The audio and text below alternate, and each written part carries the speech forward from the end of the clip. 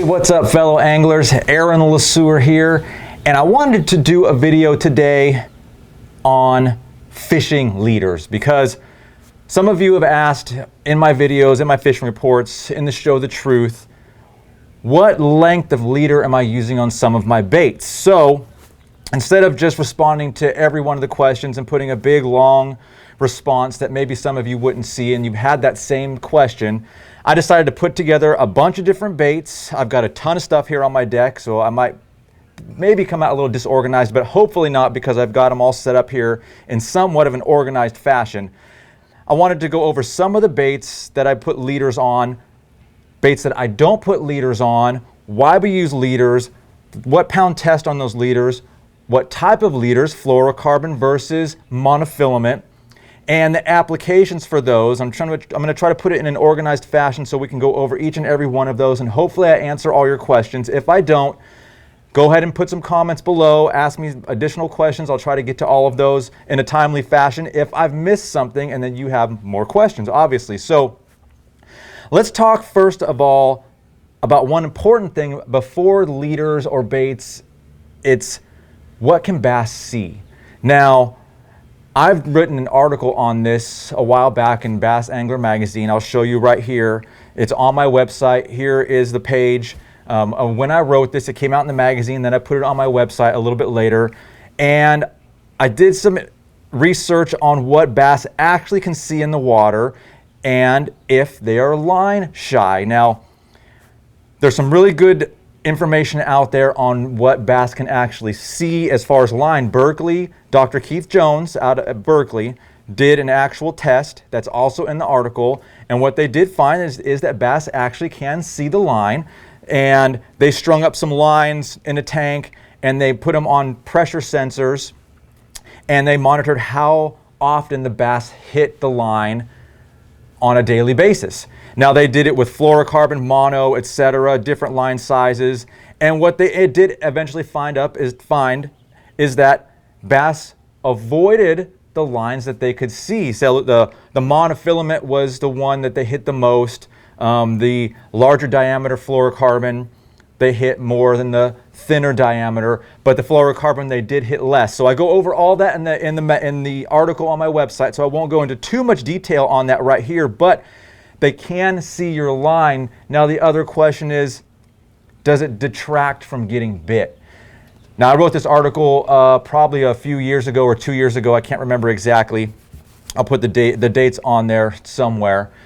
And to my knowledge, back then I did some research and no one did an actual scientific study on if different leaders, no leader, different lines, did it get you less bites versus having thinner line fluorocarbon versus those other materials, whether it be braid or mono.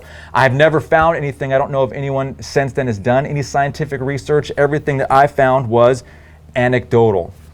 This angler swears by it, this pro swears by it, but no one, those are individual circumstances, nothing on a large scale where you had a control group versus the other group that you're testing. So I don't have any answers on whether different line sizes deter the bites, you're going to get more bites or not.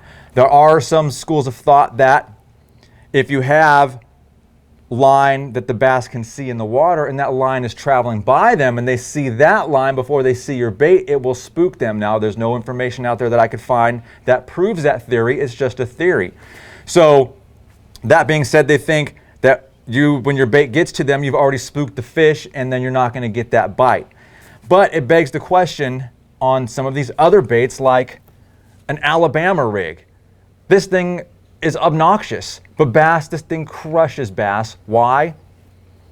Bass aren't smart. That's my theory. All they focus on is when they get into that predatory mode is that little bitty bait on the end of this egg beater, right? So it's got hooks, you got crankbaits with hooks on them, you got buzz baits with a big giant metal clanker on it. You still get bit. So I don't have any answers when it comes to if bass are line shy, because they eat stuff that doesn't look real and stuff that's got egg beaters on it, etc. So that is an unanswered question. Let's talk right now about leaders, why I use them, what I use them on, and which ones I don't. So let's talk about, first of all, I got some pictures of some baits here for you. Baits that I don't use a leader on are reaction style baits, and that's not a hard fast rule. Like you got pictures of a crankbait here, I got a crankbait here, I got a lipless bait. I don't normally put leaders on those baits, or like a buzz bait. Obviously not on an Alabama rig. Those are just some examples because they're fast moving baits.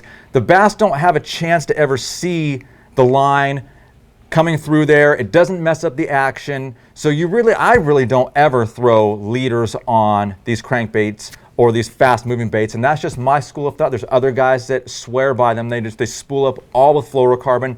They don't use any braid. I love braid. I put braid on everything. I put it on my spinning reels. I put it on my casting setups. It lasts so long. There's no line memory on braid. You're not getting bird's nest, and so you don't have to change your line as often, so it saves me money and it's not deterring me from the bite. So I did say that wasn't the hard fast rule because I do use some leaders on some baits, reaction style baits. Like I put this lipless bait in two categories. Sometimes I use a leader, sometimes I don't, because depending on how I fish it. If I'm just doing a straight cast and straight retrieve, I'm not going to throw a leader on it. But if I'm trying to yo-yo this thing and it's fluttering down, you have to use a leader, because the one inherent problem with the one inherent problem with braid is that it's super, super limp. And so when you have a bait that's falling down, that braid will sometimes tend to get caught up in your treble hooks. This happens on other styles of baits too, and we'll touch on those in a minute. But so depending on how I'm fishing this bait, that will determine on whether or not I use a leader on it. So if I'm yo-yoing a lipless, I'm going to use a leader. Now, let's talk real quick about length of leader. Now that also depends on the technique that I'm using. So on a lipless like that, my leader is going to be pretty short. It's only going to be probably a foot and a half maybe. I don't need a super long leader on that, just enough to give me that distance to where the crankbait isn't fouling up on itself. So I'll use a really short leader on the lipless. I don't need a long one. And a lot of times I don't like the knot going through the end of your guides, where your guides are on your rod. So now I do use a double uni knot, and I haven't experimented with other knots. I know there's a couple other different ones out there. I need to experiment a little bit more with those to see if they go through the guides better. Now you guys comment, let me know what you guys are using. Do you find the double unis better? I think the other one's an Albright, and there's something else. Someone had showed me just recently, and I can't remember the names offhand. So you guys might know of some better knots, maybe something that works better for you that I need to try. Leave that in the comments. I'm going to start experimenting with some of those knots. So that's on the lipless. I only use that small leader. I don't have one out here right now, which is a spinner bait. One of my videos I was using a spinner bait, and I had a leader on that. Now, it's also a fast moving bait. I just did it on episode 5 of The Truth. I was using a spinner bait on the Delta, fishing points on my way back to the ramp. And at first I wasn't using a leader, but it kept getting fouled up in the blades. So I was getting frustrated because I'd let it count down, and that spinner bait would flutter or fall, and it would foul up a bunch of my casts. So I was not being efficient on the water. So what I did is I put a 1.5 foot leader on there, and then all my casts were almost all perfect. Rarely did it ever get hung up in the blades. Now, did I need a leader because I think the fish could have seen it? No, it's because it was ruining my cast and getting fouled up on the bait, which is what it will do on certain baits, and that's why I use a leader. So those are some of the fast moving baits that I don't use a leader on. So a couple of the other slower moving baits that I don't use a leader on. We're going to keep this theme going right now. A frog. No leader necessary for the frog, especially I'm throwing it in a heavy cover. I need that heavy line. I need that braid to be able to get those fish out of there, to be able to cut through the vegetation. Even in an open water application, this bait's not going to get fouled up on the braided leader. So I don't use a fluorocarbon leader when I'm fishing this in an open water application. Alabama rig, no leader on this. You've got this big, obnoxious 5-wire bait. Straight braid on this 65-pound test, and that enables me to actually pull it out. If it gets stuck, I can keep pulling, and sometimes I'll just bend those hooks out and I'm not losing a $50 Alabama rig.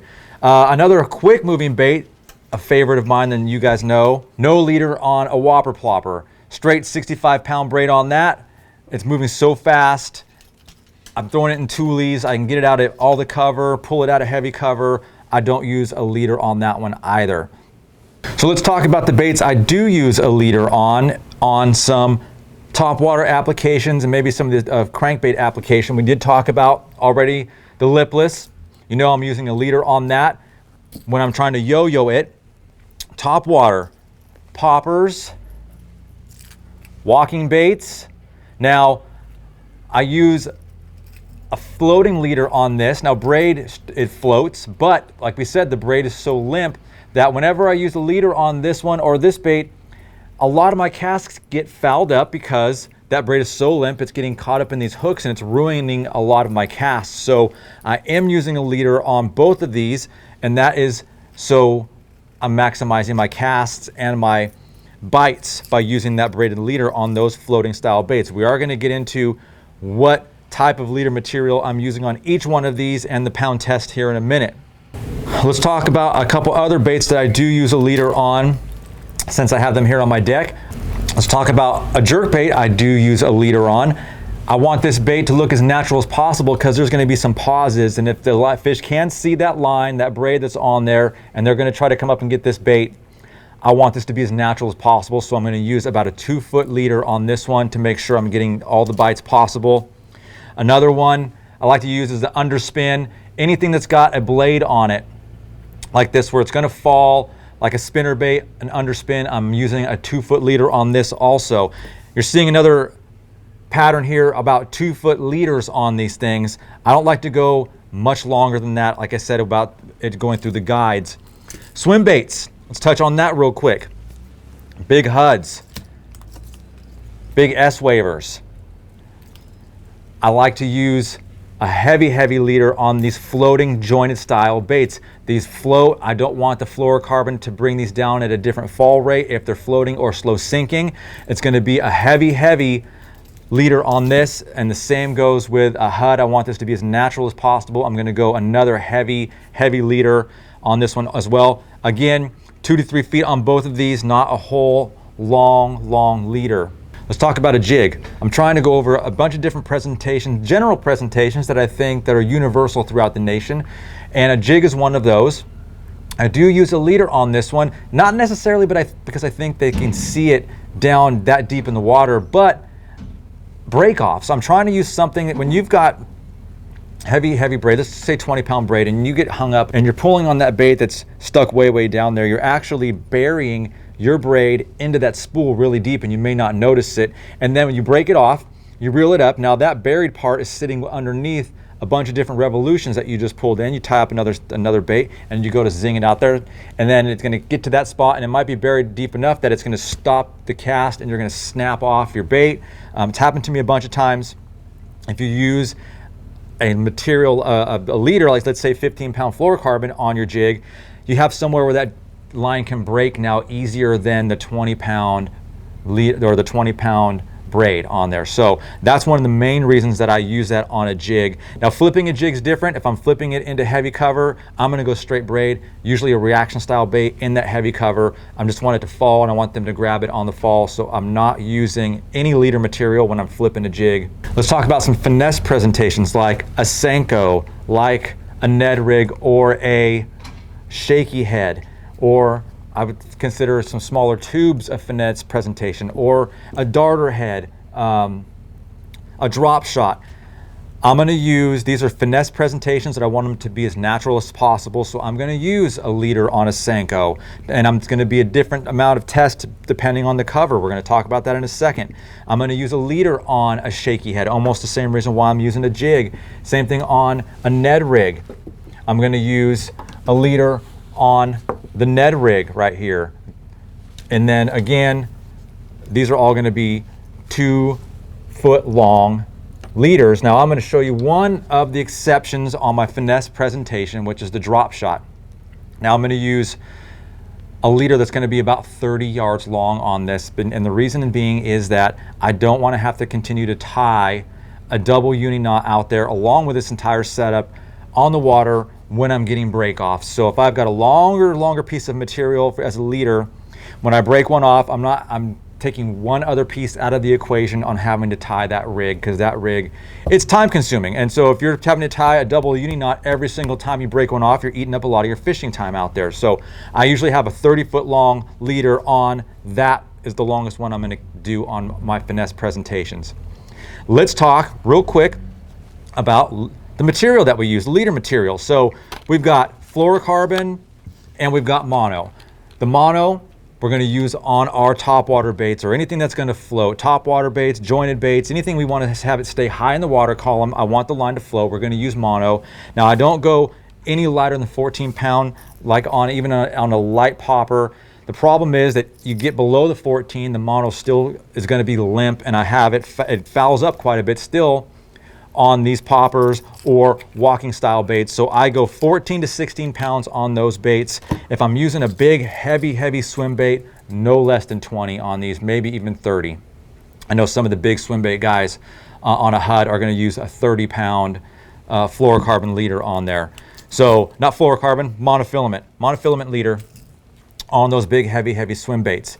On our jigs, we're going to be using 15-pound. I use P-line here on all my fluorocarbon. Also Damiki. Also, I've got Damiki in the lighter lines, 10 and less. I'm using the Damiki Zool. But on my jigs, 15-pound fluorocarbon. This is the Berkley Trilene monofilament. That's for the topwater baits or anything that floats. On my Finesse presentations, like a Senko, depending on the cover, I'm going to use 15-pound test if it's in a heavy cover like a wooded area or lots of weeds, lots of tules. If it's open water kind of a deal and I'm trying to fish it down to a rock pile or somewhere where I know it's not going to get snagged up, a rock pile might not be the right example. Somewhere where it's not going to get snagged up, I'll go 12, 10, somewhere right around there. Nothing lower than the 10 for me. That's my personal preference. Same thing on the Ned rig or on the shaky head. It's going to depend on the cover that I'm in, on what pound test that I'm going to use out there. If it's not snagged rotten, not a lot of snaggy rocks or areas where I know it's not going to get nicked up and I can go lighter, I'll go 10, maybe 8 pounds on a smaller shaky head. But if I'm starting to throw it in heavy cover and I'm getting lots of snags and my line's getting frayed up a bunch, I'll go to the 15 and maybe not get as many bites. I'm not sure if I go a little heavier, but I'd rather get that bite and get it to the boat versus get a couple bites and have a bunch of break-offs on fish that I probably could have landed. So there's a trade-off there. Now on your drop shot, on this one here, I'm going to go 10, 8, 6 at the lead, at the smallest, depending. But the reason I'm going on a more limp line, not anything over than 10, is I want this bait to be as natural as possible in the water. And I don't want that heavier, thick, or stiffer line to ruin the action as this bait is fluttering down and moving towards the boat or I'm hopping it. I want to keep the action the same. Now, that's going to be a little different if I'm fishing or pitching it in the delta where there's heavy cover. I guess it's a Bubba shot or whatever you want to call it. I'm going to go 15-pound there on an actual bait caster too, because I'm flipping this to tules, I'm flipping this to into weed pockets, etc. So I'll have a heavier setup out there on the delta. All right, so let's do a quick wrap up and review. I actually had to take a quick break because it's 1,000,000 degrees in my garage right now. I should have got up a little earlier and did this, but I was sweating, had to take a break. Now I'm back. Let's wrap this up. Now remember, when you're picking a leader, you're going to determine the length, what type, what pound test, based on a few factors. The bait you're throwing, how you're throwing it, and where you're throwing it.